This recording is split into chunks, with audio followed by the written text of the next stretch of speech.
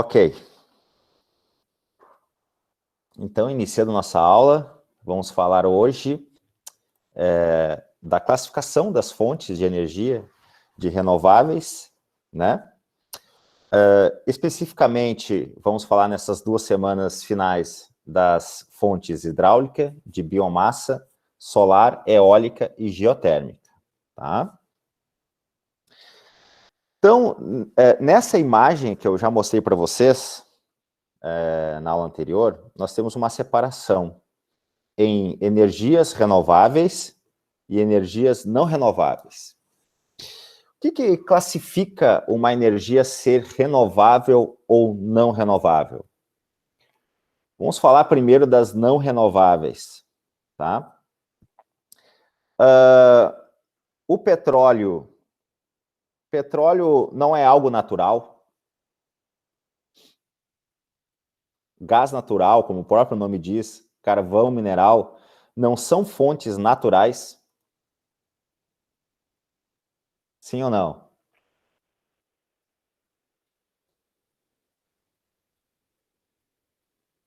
Ninguém? Ninguém vai responder?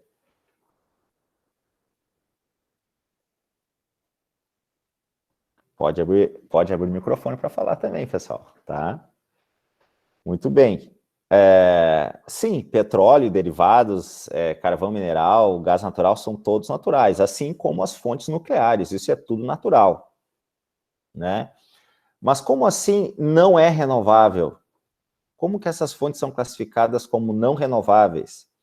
Bom, se o petróleo terminar, se o carvão mineral terminar, se o gás, se as reservas, né, dessas fontes terminarem, vai levar muito tempo para que elas se refaçam. Provavelmente não, certamente, nós não estaremos aqui para ver a formação de petróleo novamente, de carvão mineral, de gás natural novamente. Ou seja, as reservas que existem, elas levaram muito tempo para se constituírem, né? Então, são fontes não renováveis por isso. Porque o tempo para elas se renovarem é muito maior do que a nossa necessidade, né, de utilizar essas fontes, tá? Então, são consideradas, sim, não renováveis. Agora, as fontes renováveis, né, elas, como o próprio nome diz, se renovam com um tempo muito curto, com um espaço de tempo muito curto. A biomassa, por exemplo, que nós podemos incluir aqui a lenha e carvão vegetal e a cana-de-açúcar e derivados, esses dois também aqui em biomassa, tá? Que aqui está separado, mas é porque são fontes muito conhecidas, né? A lenha e o carvão vegetal e a cana-de-açúcar, mas elas também fazem parte da biomassa. Elas dependem de ciclos. Eu planto uma árvore, a árvore cresce, né? A partir de um determinado momento, eu corto essa árvore e queimo. Então, é um ciclo curto, um tempo curto, para que essa energia se renove, né? A mesma coisa a cana-de-açúcar. Todo ano se planta cana-de-açúcar. O Brasil é o maior produtor de cana-de-açúcar. Então, todo ano eu tenho como dispor dessa energia, tá? Assim como outras fontes, né? Cascas de arroz, casca de aveia, sobra de madeira da indústria de papel, tudo isso pode ser utilizado na indústria, nas usinas de biomassa, tá? Então, é algo renovável. Assim como a força dos ventos, né, para a captação de energia de fonte eólica, e a força das águas para a captação de energia de fonte hidráulica. Então, todas essas energias são consideradas renováveis porque existem ciclos, né? E esses ciclos, eles são curtos durante a nossa existência e para a nossa necessidade cotidiana, tá? Então, praticamente são inesgotáveis essas fontes. E, claro, pode acontecer em um determinado momento, faltar cana-de-açúcar, faltar carvão vegetal, faltar chuva, por exemplo, mas nunca vai faltar sol para nós, quer dizer, durante a nossa existência não vai faltar, né? Um dia o sol vai morrer, Mas até lá, ele sempre vai brilhar para nós. Então, sempre teremos a fonte solar disponível, todo dia, uma fonte renovável, e o nosso planeta, enquanto ele estiver vivo, ele sempre será uma fonte térmica também. Então, nós temos a energia geotérmica disponível a nós. Então, aqui nós temos essa separação do que é uma fonte de energia renovável de uma fonte de energia não renovável, tá? Basicamente, então, na sequência do nosso curso, falaremos das fontes hidráulicas, de biomassa, solar, eólica e geotérmica, tá? Para a aula de hoje, nós vamos falar apenas de hidráulica e de biomassa, até porque elas são, vamos dizer assim, as mais significativas para o nosso dia a dia, tá? Para o nosso estudo, tá bom? Para o nosso país. Nós ainda estamos iniciando, vamos dizer assim, uma exploração da fonte solar, em se tratando de indústria, né, de uma conversão da energia solar para as indústrias e para as residências, ainda em menor escala, comparada às fontes hidráulicas de biomassa, tá? Mas, sem dúvida, né, a fonte solar, ela seria a mais importante de todas, né? Porém, para o nosso esquema, vamos dizer assim, para a nossa forma de viver, para a forma como a gente transforma energia nas residências, né, ou para as residências e para a indústria, a hidráulica e a biomassa são mais significativas, tá? Então, nós temos, para essa semana, hidráulica e biomassa, e para a última semana, solar, eólica e geotérmica, tá? Falando, então, das fontes de energias renováveis de característica hidráulica, como o próprio nome diz, aproveita a energia dos recursos hídricos, tá? Uma das formas de se obter energia através de recursos hídricos são as hidrelétricas. Ah, professor, existe só hidrelétrica? Não, a gente viu que há muito tempo o homem construía rodas d'água. Então, uma roda da água é uma fonte de energia hidráulica, né? O curso de um córrego, a força da água que passa por um córrego, por um rio, quando ela move uma roda da água, está gerando, né, movimento num eixo, está transformando a energia cinética de translação, que é a energia cinética numa única direção, né? A energia cinética de um caminho percorrido para uma energia cinética de rotação, né? Essa rotação numa roda da água pode ser utilizada para mover um moinho, por exemplo, como vimos já em aulas anteriores, tá?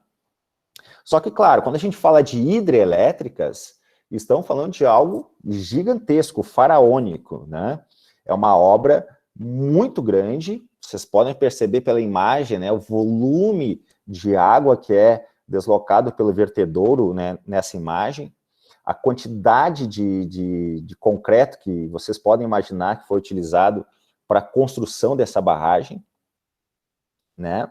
E a hidrelétrica mais famosa que conhecemos é a de Itaipu, hidrelétrica binacional, na bacia do Rio Paraná, fica na divisa entre o Paraguai e o Brasil, né? É uma usina que pertence aos dois países, e gera muita eletricidade, principalmente para o sudeste brasileiro, tá?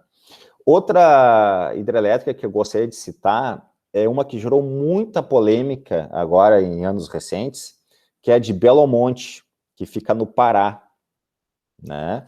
Teve muitos protestos, vamos dizer assim, ou muitas pessoas que se pronunciaram contra a instalação dessa usina hidrelétrica, porque as usinas hidrelétricas, apesar de utilizarem uma fonte de energia renovável e considerada limpa, elas produzem impactos socioambientais. E essa usina em questão, a de Belo Monte, ela produziu um forte impacto socioambiental nas margens do rio Xingu, tá? Assim como a usina de Itaipu, é que ela já faz bastante tempo que foi construída, então as pessoas praticamente já não comentam mais, vamos dizer assim, o que aconteceu à época. Mas, por exemplo, existia nessa mesma bacia do Rio Paraná o Salto das Sete Quedas, ou seja, era a maior cachoeira do mundo, ou o maior conjunto de cachoeiras do mundo, e que desapareceu, elas não existem mais, então só existem hoje por foto, porque com a construção da barragem de Itaipu, se elevou o nível da água, né? Houve um alagamento nas margens e elas desapareceram, tá? Pessoal, qualquer coisa, podem perguntar, tá bom? Alguma pergunta até o momento? Na sequência, vou retomar aquele exemplo que eu já passei para vocês, do funcionamento de uma hidrelétrica, né? A hidrelétrica, ela precisa de um curso da água, né? De um escoamento de água, certo? Nesse caso de Itaipu e Belo Monte são um pouco diferentes, né? Porque em Itaipu tu tens aqui um represamento grande da água, um represamento através da barragem. Quando, então, nós construímos a barragem, nós elevamos a quantidade de água represada, isso faz com que a energia potencial gravitacional acumulada pelo nível da água se transforme, né, forçadamente, em energia cinética, energia mecânica cinética, nesse escoamento da água pelos tubos, né, pelos dutos que existem e que levam essa água com força e com velocidade até as pás de uma turbina que movimenta o eixo de um gerador de eletricidade, né? Então, aqui nós precisamos desse represamento da água para que a gravidade que exerce, né, sobre tudo a força-peso, faça com que essa água escoe por esse duto e aí movimente o eixo do gerador, transformando, então, a eletricidade que é transmitida para as indústrias, para as cidades, para as residências, tá? Então, aqui nós temos, basicamente, a energia mecânica acumulada pelo represamento da água, tá? Pelo nível da água, transformada em energia cinética, tá? Energia mecânica potencial gravitacional, transformada em energia mecânica cinética de translação, aqui quando passa por esse tubo, em energia cinética de rotação, energia mecânica cinética de rotação no gerador, e a partir do gerador, aliás, na turbina, né, que é transmitida até o gerador, e a partir do gerador, transforma-se isso em energia elétrica, né? Então, basicamente, estou transformando nas hidrelétricas energia potencial mecânica em energia elétrica, tá? Lembrando que energia elétrica é uma forma nobre de energia. Por quê? Porque eu posso utilizar a energia elétrica para gerar movimento, né, que é uma energia mecânica. Posso utilizar a energia elétrica para gerar aquecimento, né, uma energia, ou resfriamento, ou seja, transformar a energia elétrica em energia térmica. Posso transformar a energia elétrica em outras formas de energia, tá? Então, ela é uma forma nobre, por isso que a gente consome muita eletricidade. A gente mantém a casa funcionando com eletricidade. Muitas indústrias, né, funcionam com eletricidade. Comércio funciona com eletricidade, certo? Então, é a forma como nós transformamos energia nas coisas que possuímos. Quando eu assisto televisão, quando eu tomo banho no chuveiro elétrico, quando eu aqueço água numa jarra elétrica, quando eu ilumino a casa com lâmpadas. Então, nós precisamos da eletricidade porque ela é essa forma nobre e que se converte em outras formas de energia. Tá? Pessoal, alguma dúvida em relação à fonte de energia hidráulica? Sem dúvidas? Podemos seguir? Muito bem. Pessoal, eu citei por cima, vocês vão pesquisar, acho que um pouco sobre. Belo Monte, por exemplo, ela tem, claro, a usina de Belo Monte, ela tem não uma barragem, ela tem a hidrelétrica instalada diretamente no curso do rio, tá? É um pouquinho diferente a forma de construção, tá? Por exemplo, essa forma aqui de Itaipu, por exemplo, eu posso, num determinado momento, praticamente cortar o fluxo do rio, né? Existem muitas barragens que podem fazer isso, podem cortar o fluxo do rio, utilizar a água somente aqui para a produção de eletricidade e cortar o fluxo. É como se não tivesse esse vertedouro aqui, ó. O que é o vertedouro que vocês estão enxergando nessa imagem? Quando a barragem está muito cheia, tá? E a vazão aqui, não sei se vocês conseguem enxergar, porque está pequenininho, né? Esses pontos brancos são os dutos por onde a água escoa, chega até as turbinas e gera eletricidade, né? Então, tem a barragem que utiliza, então, esse volume de água para gerar eletricidade, mas se o volume for muito grande, essa água tem que escoar. Então, tu tens um vertedouro, aqui as comportas estão abertas, ó, vertendo água, porque tem água em excesso, tá? Isso ocorre bastante em tempos de muita chuva, de muita cheia. E o Rio Paraná, a bacia do Rio Paraná, ela é praticamente uma fonte inesgotável de energia. É um volume gigantesco. Se vocês olharem no Google, por exemplo, assim, é gigante isso. Já Belo Monte aproveita o curso do rio. Não tem um vertedouro dessa magnitude, por exemplo, tá? E nem um desnível de água tão grande como existe aqui em Itaipu, tá bom? Mas passando adiante, vamos falar então da biomassa, tá? E o que é a biomassa? A biomassa são resíduos, né? Ou fontes vegetais, também animal, mas principalmente fontes vegetais, que eu posso queimar e utilizar a energia dessa queima para também produzir eletricidade, tá? Então, basicamente, como eu falei para vocês, precisamos de eletricidade, porque ela é uma energia nobre, é uma energia que é facilmente convertida em outras formas. Então, aqui nesse exemplo, nós temos uma usina de biomassa que está produzindo eletricidade, tá? O que essa usina utiliza como fonte primária? Provavelmente, o que está na foto é o bagaço da cana-de-açúcar, tá? São Paulo é um estado muito produtor, tem a maior produção de cana-de-açúcar do Brasil, tem muita cana em São Paulo. Então, São Paulo utiliza dessas usinas, em algumas regiões, para produzir eletricidade.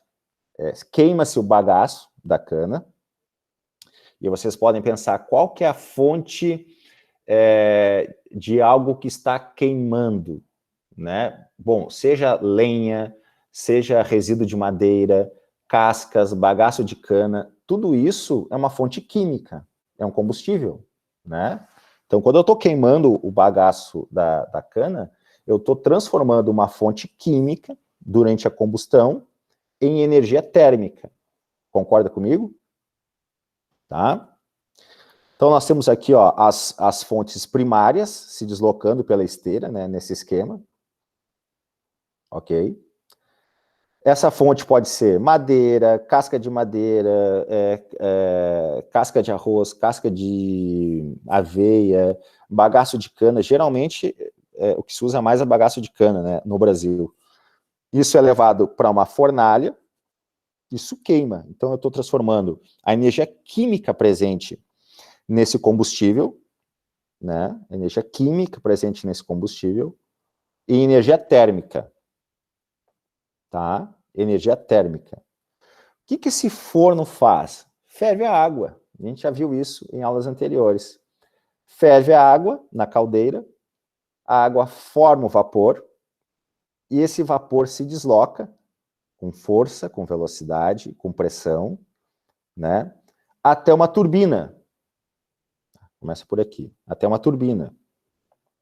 Forçando o movimento da turbina, tá? Então, se a gente for pensar em todos os esquemas aqui, eu tenho a fonte primária, que é uma fonte química, né? Que quando eu queimo, transforma a sua energia em energia térmica, né? Lembrando que cada fonte tem um potencial energético. Vocês podem pensar assim como os próprios combustíveis. Se eu falar de álcool, gasolina, diesel, né, etanol, gasolina e diesel, por exemplo, os combustíveis mais usados para mover os veículos, todos eles têm um potencial energético diferente, tá? Então, a casca de arroz, o bagaço de cana, a madeira, a lixívia, que é um resíduo da madeira também, todos eles têm um potencial energético, químico, né? Eles queimam, formam então a energia térmica. Formando energia térmica, vai ferver a água, vai aquecer a água, vai formar o vapor. Quando o vapor se desloca até a turbina, eu tenho uma energia mecânica em movimento. O vapor, a quantidade de vapor, aquela massa de vapor que está sob pressão, que está se deslocando por uma tubulação, é energia mecânica e térmica, né? Energia mecânica e térmica em movimento até atingir a turbina. A turbina está conectada a um gerador. O gerador, por indução eletromagnética, forma a eletricidade, a corrente alternada, a eletricidade, né, de corrente alternada, que estamos acostumados a consumir nas indústrias e em nossas residências.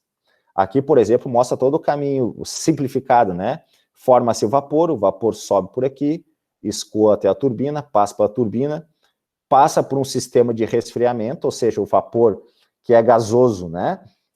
Torna-se líquido novamente, água líquida, e retorna para a caldeira. E aí eu tenho novamente um ciclo que vai aquecer, vai ferver, vai formar vapor, vai passar pela turbina, vai voltar para o sistema de resfriamento e vai voltar para a caldeira. Para que isso se mantenha em funcionamento, eu tenho que alimentar o forno. Alimentando o forno, eu alimento a fonte térmica, que vai manter isso em funcionamento, né? Então, eu preciso dessas fontes para queimar, tá? No caso aqui, eu estou mostrando nessa imagem uma área de reflorestamento, ou seja, eu estou plantando, né, utilizando aquela madeira, replantando. Isso é um ciclo, então é uma fonte renovável. Se eu posso plantar árvores e depois de um tempo eu posso cortar essas árvores e plantar novamente, que elas vão crescer, e de novo vou poder cortar essas árvores, então esse é um sistema cíclico renovável. Concordam comigo? Bom, essas são as duas fontes de energia renováveis que eu pretendo falar para vocês durante essa aula e que vou cobrar de vocês na tarefa que está postada no e-aula, tá bom? Alguma dúvida em relação ao que foi apresentado até agora? Se não há dúvida, eu vou agora apresentar uma sequência de vídeos, tá? Para que vocês tenham já material e embasamento para responderem as questões, para responderem os questionários, tá? Lembrando que vocês podem depois pesquisar com o tempo as respostas, tá? Certo? Enquanto isso, pessoal, enquanto eu vou trocando aqui a apresentação, tá? Vocês podem colocar aqui no chat a presença de vocês, né? Só escrevam aí presente, que depois eu pego aqui e marco todo mundo, tá bom? Deixa eu Vamos abrir então aqui o primeiro vídeo.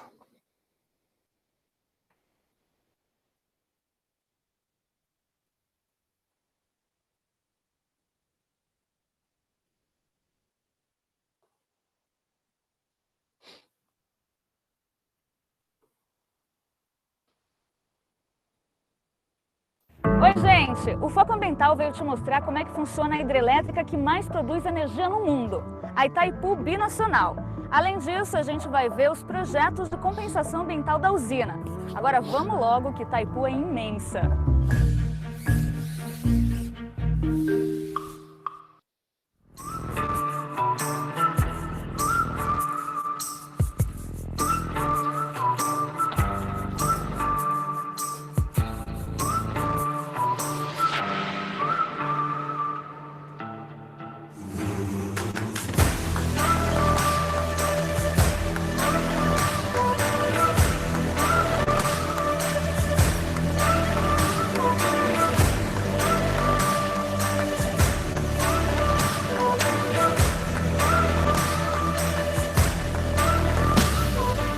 Esse aqui é o Rio Paraná, que separa o Paraguai do Brasil.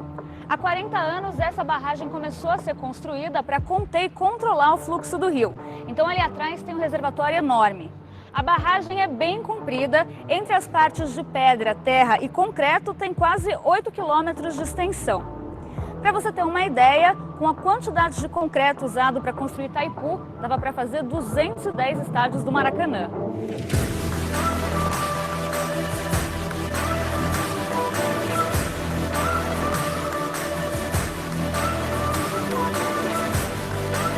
A gente está aqui pertinho da barragem, o barulho da água é bem alto. E ali está cheinho de água até em cima, que vai passar por esse cano, o conduto forçado. Paulo, e depois acontece o quê? Esse grande volume de água que vai passar pelo conduto forçado gira em torno de aproximadamente 700 metros cúbicos de água por segundo. Essa água vai cair por aproximadamente 120 metros e vai ganhar uma energia. Essa energia da água, ela vai acionar uma turbina hidráulica e vai fazer gerar energia. A energia que é gerada, logo após isso, vai ser transmitida nas linhas de transmissão. Ela vem com bastante força, né? Porque eu vi que a turbina pesa 300 toneladas. Para girar uma turbina de 300 toneladas... A energia que a água adquire nesse percurso que ela transcorre aqui é muito grande. E aí depois a água volta pro rio? Pro rio, exatamente.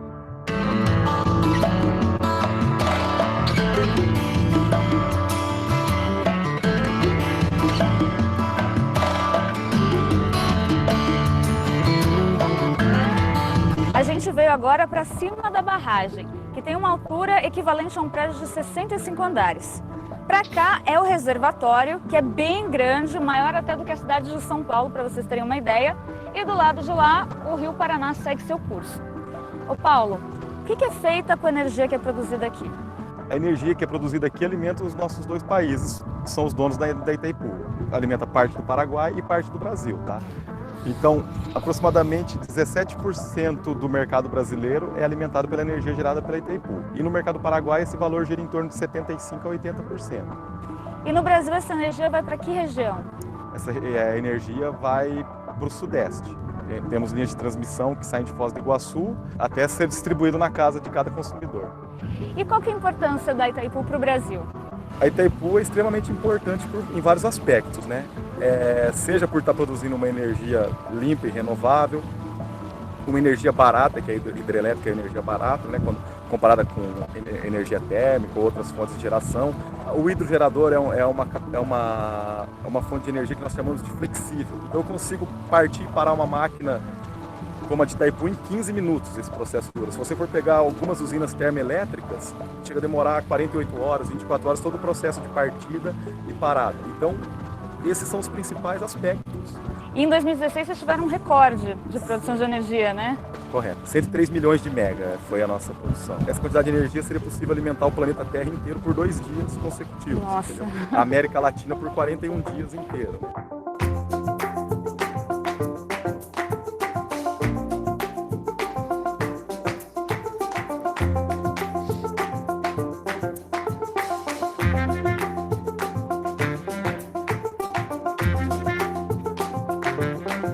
A gente sabe que as hidrelétricas, apesar de serem fontes de energia renovável, têm impacto no meio ambiente, principalmente na sua construção. Por isso, a Itaipu tem projetos de compensação ambiental. São mais de 100 mil hectares de área protegida, 2 mil aqui, no Refúgio Biológico Bela Vista.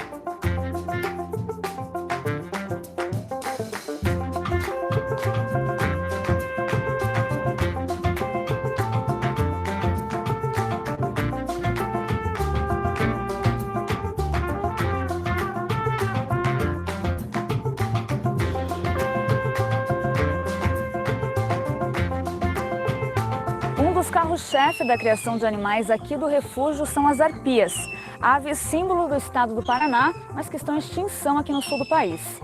Vanderlei, quantas vocês têm aqui hoje? Hoje nós estamos com 28 aves.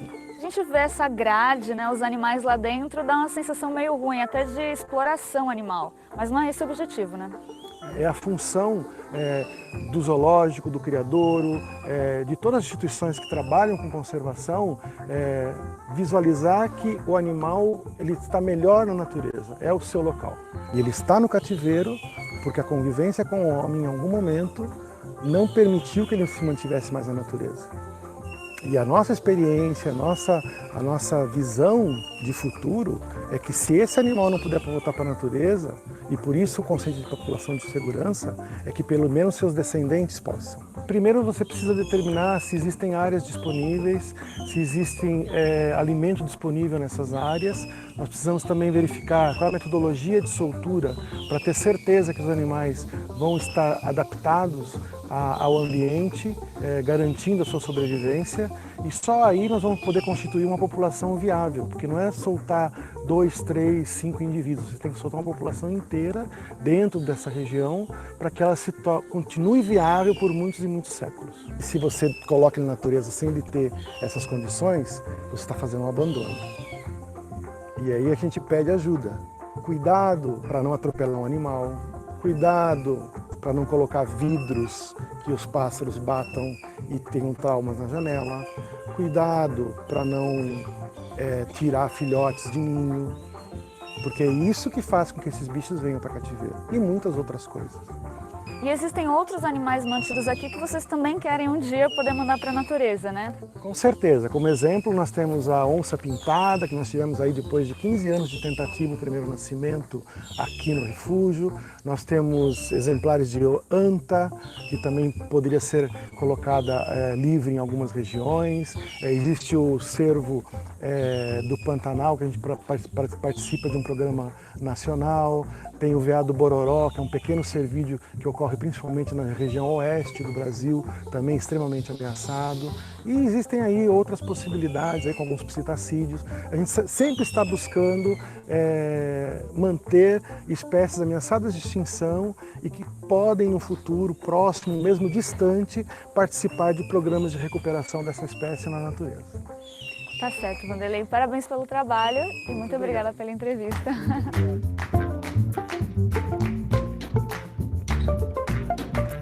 É isso aí, galera. Esse foi o Foco Ambiental em Itaipu. Conta pra gente o que você achou nos comentários e não se esqueça de se inscrever no nosso canal no YouTube. Até mais!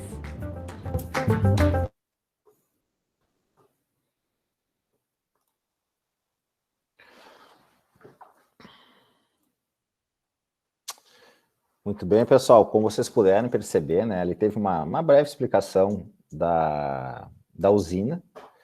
E, na sequência, teve a contrapartida, né, da usina em relação ao meio ambiente, porque, sem dúvida, construindo a barragem, regiões foram alagadas, e isso, né, impacta nas populações ribeirinhas e também na fauna e flora que existe ali ao redor, né?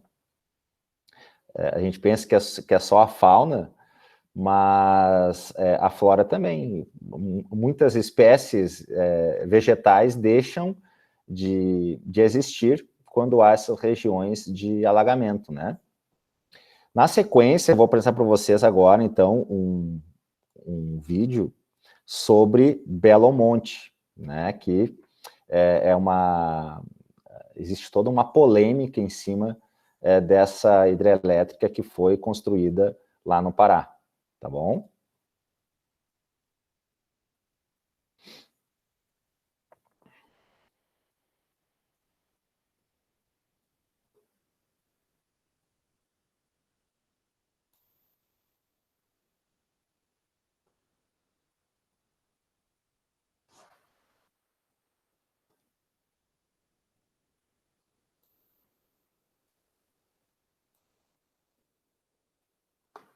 Acho que não foi. Deixa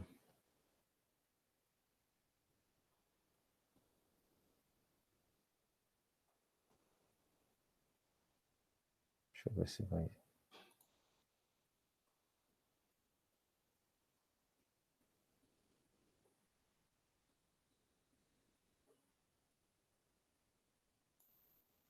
Vamos ver aqui.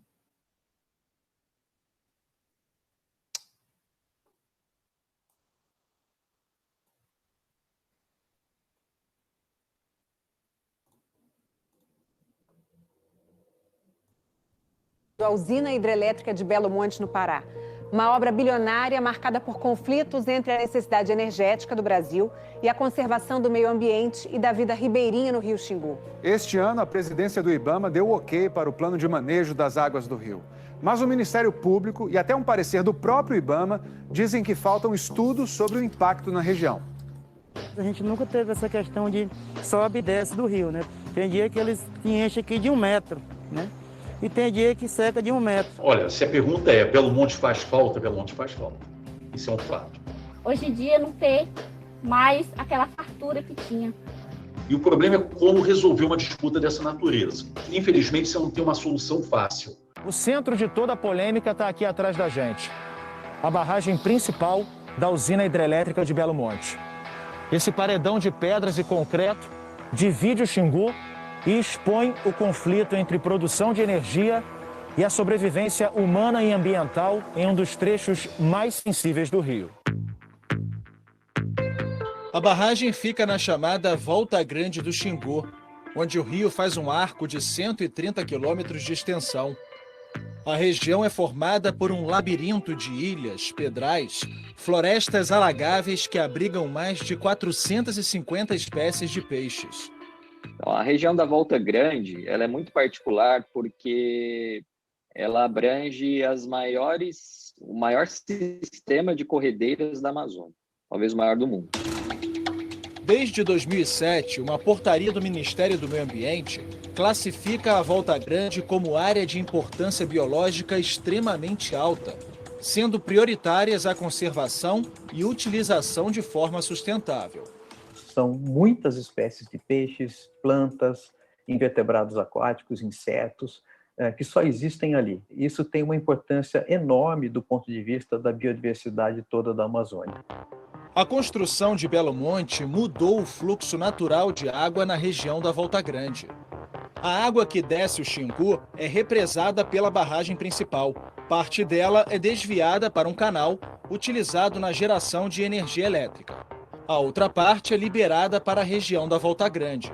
Desde a conclusão da barragem em 2015, ribeirinhos e indígenas de 25 comunidades da Volta Grande afirmam que sentem os impactos da redução da vazão do Xingu. A água era para estar inundando isso tudo. Eu não era para mim estar aqui falando com vocês aqui, não. Segundo o Ministério Público Federal, os problemas se agravaram depois de uma decisão do IBAMA tomada no mês passado. A presidência do órgão ambiental autorizou a empresa Norte Energia, responsável por Belo Monte, a controlar a vazão de água em volumes e variações do volume que estão sendo questionados pelo Ministério Público. A decisão da presidência do IBAMA contrariou um parecer do próprio Instituto, que considerou insuficiente o relatório técnico apresentado pela Norte Energia. O parecer diz que não é adequada a abordagem dada pelo relatório técnico, sugerindo sua devolução e readequação. Para o Ministério Público, o manejo das águas aprovado este ano pelo IBAMA tem vários problemas.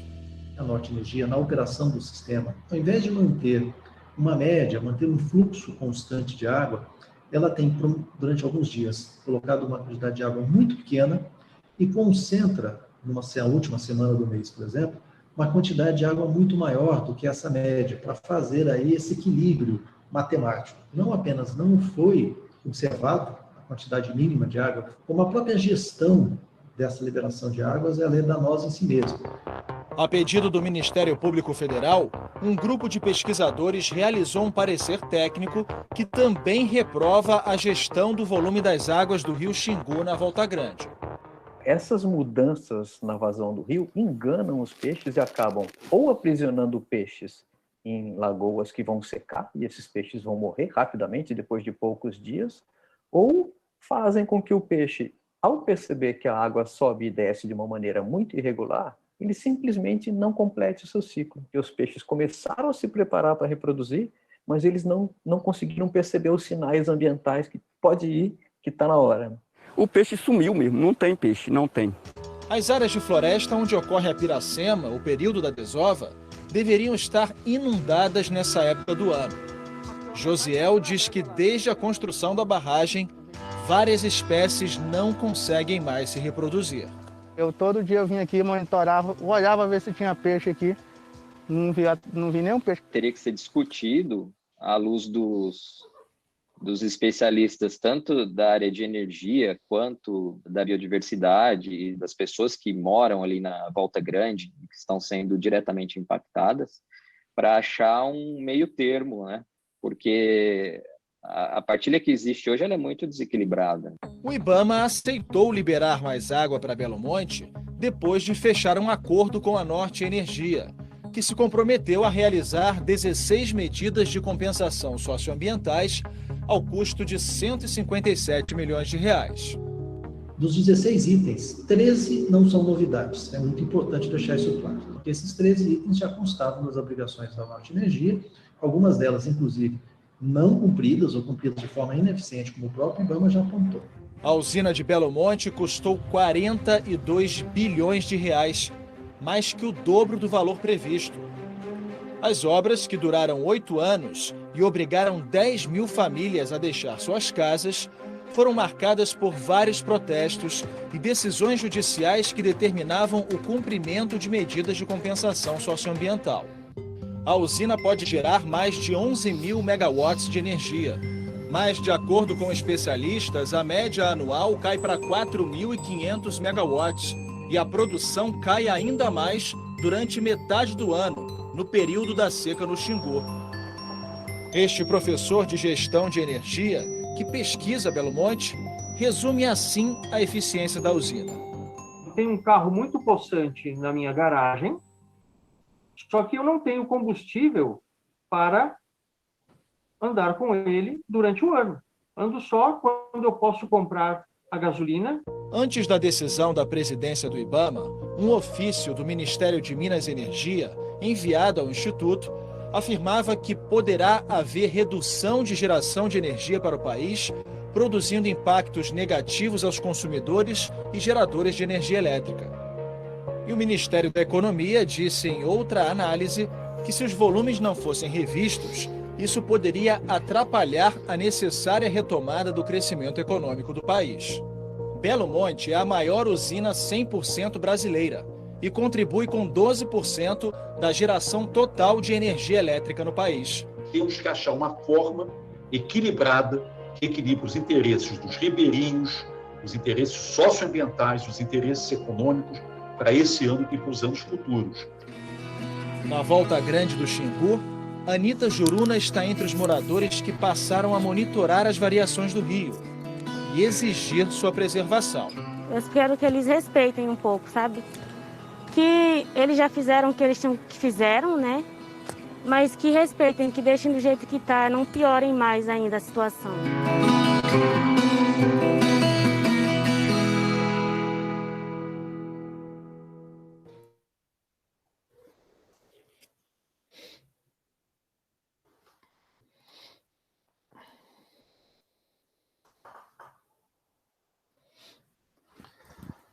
Então, meninas, como vocês puderam presenciar, né, no vídeo, como foi abordado no vídeo, existem impactos muito grandes na instalação de hidrelétricas, dependendo da região onde ela é instalada, né? Então, vamos pensar que ali no Pará, né, na região amazônica, nós temos uma diversidade muito grande de fauna e flora, além das pessoas que estão ali e vivem disso, né? Então, como vocês puderam presenciar na fala ali dos entrevistados, a geração de energia em hidrelétricas depende do volume de água. Então, se tu tens em abundância, como é lá em Itaipu, tu tens isso de uma forma constante, vamos dizer assim, né? Ou quase constante. Mas lá em Belo Monte parece não ser o caso, parece que existem períodos de seca, períodos que o rio está mais cheio, períodos que o rio não está tão cheio, e a empresa ainda tem esse controle de regular a quantidade de água que desce para o rio. E aí vocês viram que isso impacta, né, de forma bastante grande a reprodução dos peixes que são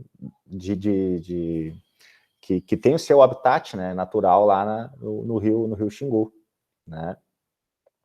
Então podemos presenciar que, apesar da energia elétrica ser limpa, quando é gerada por uma hidrelétrica, considerada limpa, a construção da hidrelétrica impacta de forma significativa, né, de forma socioambiental bem significativa, tá?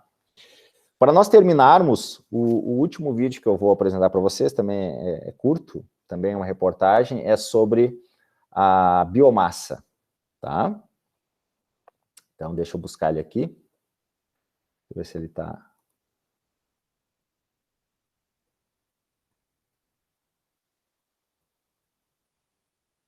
Deixa eu puxar aqui.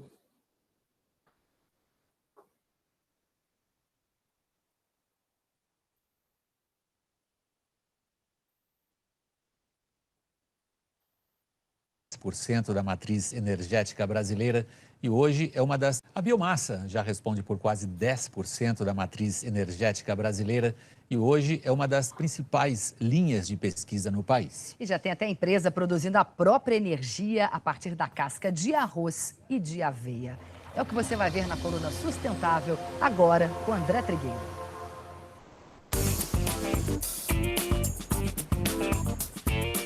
A maioria dos brasileiros pode até não saber o que é biomassa, mas ela está aí pertinho da gente todo santo dia. Biomassa é toda matéria de origem vegetal ou animal, que inclui resíduos, inclui plantações energéticas, inclui plantações de árvores que podem ser também aproveitadas energeticamente e até mesmo resíduos sólidos urbanos, como, por exemplo, o lixo das cidades, resíduos rurais, resíduos de animais. Difícil imaginar um país com mais biomassa que o Brasil e com tanto potencial. A biomassa responde por quase 10% da matriz energética brasileira.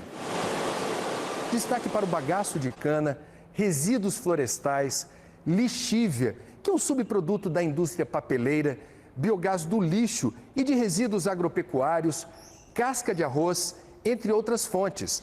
Mas, segundo os cientistas, o potencial de exploração energética da biomassa do nosso país equivaleria numa conta conservadora a pelo menos 4 hidrelétricas de Itaipu.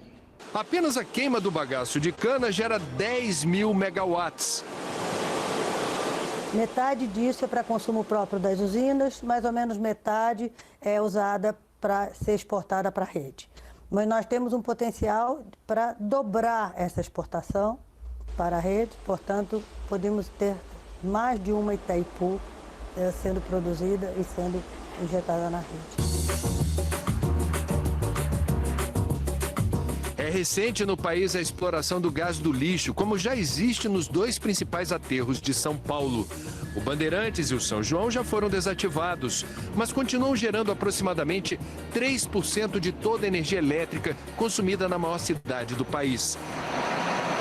Mas se lixo urbano gera energia, o que dizer do lixo agrícola? Esta fábrica de aveia no Rio Grande do Sul descobriu há 3 anos que a casca do cereal, descartada como resíduo, poderia substituir o gás natural. Desde então, 2.500 quilos de casca são queimados por hora. uma economia de 30% no consumo de energia.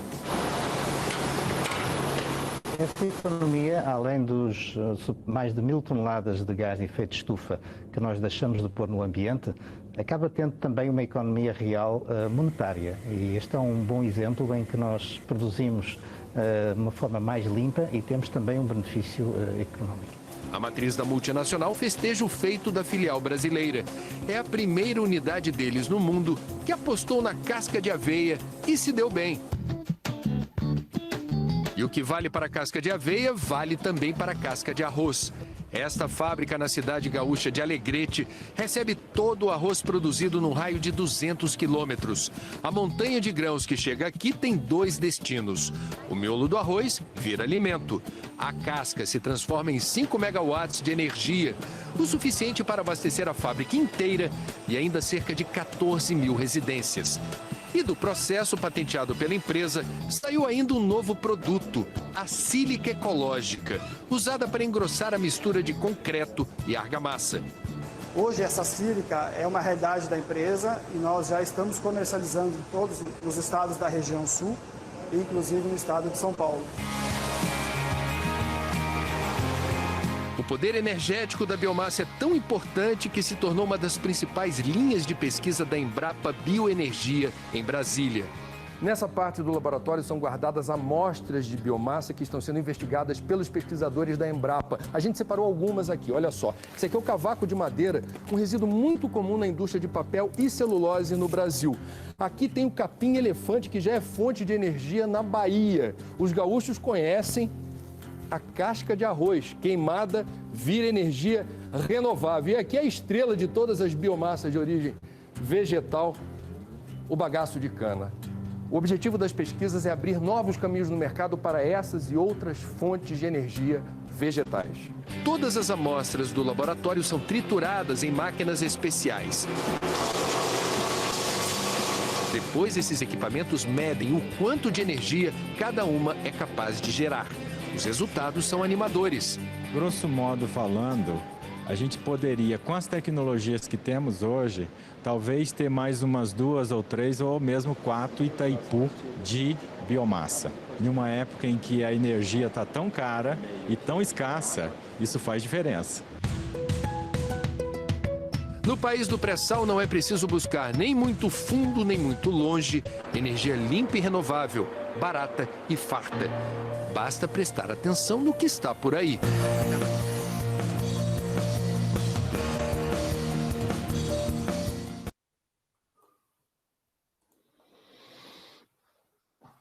Certo, gente? Como vocês puderam ver, então, a biomassa, as fontes de biomassa são muito ricas, né? Nós temos, efetivamente, no Brasil, uma abundância muito grande. Vocês viram que falou ali no Alegrete, né, na cidade de Alegrete, né, e aqui em Pelotas e na região também, em Santa Vitória, nós temos uma produção de arroz, né, muito grande, ou o beneficiamento de arroz, né.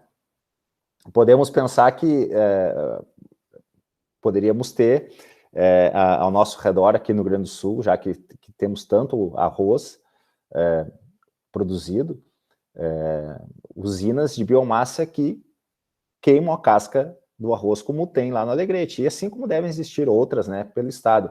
Vocês perceberam que a usina de biomassa, geralmente, ela é instalada não apenas para fornecer energia elétrica para a rede, e sim, muitas vezes, para fornecer energia elétrica para a indústria em si que está instalada ali.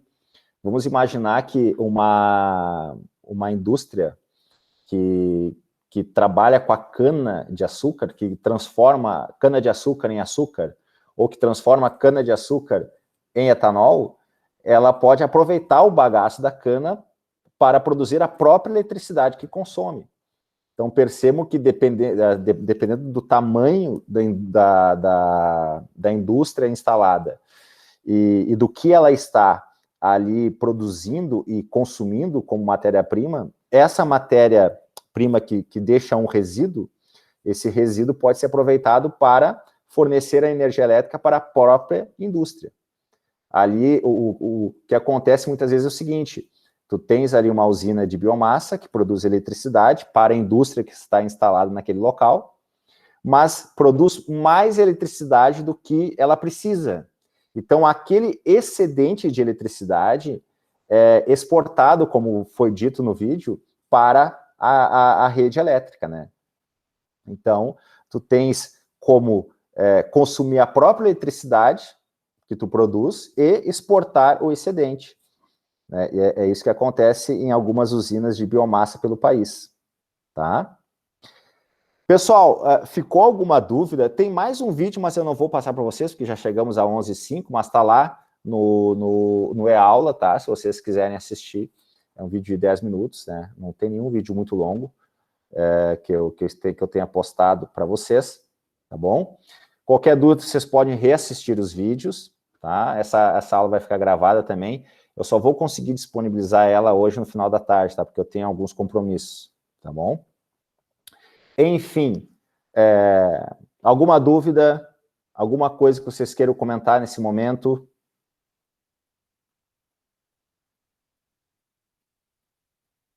Sim? Não?